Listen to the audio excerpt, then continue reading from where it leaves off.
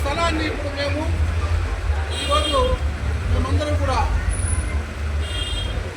అడుగు 7,500 రూపాయల వంతున పేదవారు కూడా ఈ యొక్క స్థలాన్ని పాల్గొనే విధంగా కొనుక్కునే విధంగా దాన్ని ఏ విధంగా అయినా కూడా ప్రజలు పేదవారు కూడా దీంట్లో పాల్గొనాలనే ఉద్దేశంతో, ఎందుకంటే ఏదైనా స్థలం భూదానం చేయాలంటే ఏ జమీందారులో ఏ రాజులో చేసేవాడు, కానీ ఈ రోజున ప్రతి పేదవాడు కూడా భూదానం కార్యక్రమంలో పాల్గొనే దానికోసం ఈరోజు మేము 7,500 రూపాయల వంతున అందరూ పాల్గొనే విధంగా చేయడం జరిగింది.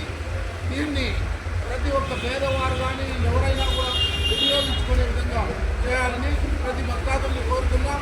జరిగే కార్యక్రమాలన్నిటికీ కూడా సానుకూలంగా ఎటువంటి ఆటంకాలు లేకుండా ప్రతి ఒక్కరూ పాల్గొని ఏదైనా ప్రాబ్లమ్స్ వస్తే పోలీసు వారు కూడా రెడీగా ఉంటారు, అధికారులంతా కూడా అప్రమత్తమై ఉంటారు. కాబట్టి ప్రతి ఒక్క కార్యక్రమాన్ని మేము మేనేజ్మెంట్ వారు కూడా ఉండి ఈ యొక్క తిరుపతి గంగమ్మ దేవస్థాన ఉత్సవాన్ని అత్యంత వైభవంగా చేయాలని కోరుతాం. కాబట్టి వేలాదిగా పాల్గొని ఈ ఉత్సవాన్ని అందరూ జయప్రదం చేయాలని ప్రతి ఒక్క భక్తుడిని కోరుతాము.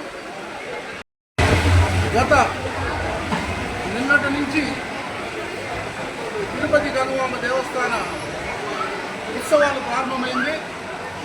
ఈ ప్రారంభం సందర్భంగా నిన్నటి రోజున వినాయక ఉత్సవం అత్యంత వైభవంగా ప్రారంభించడం జరిగింది. అదేవిధంగా ఈరోజు శేష వాహనం పైన కుమారమ్మ ఊరేగింపు రూపంలో ప్రారంభించడం జరిగింది. అదేవిధంగా రేపటి రోజున అశ్వవాహనము ఈ విధంగా 14, 15, 16, 17 తేదీల వరకు ఉత్సవాలు జరుగుతాయి. అదేవిధంగా 18వ తేదీ 19వ తేదీ కుండం జరుగుతుంది. 20వ తేదీన అమ్మవారి శిరస్సు ఊరేగింపు జరగడం జరుగుతుంది.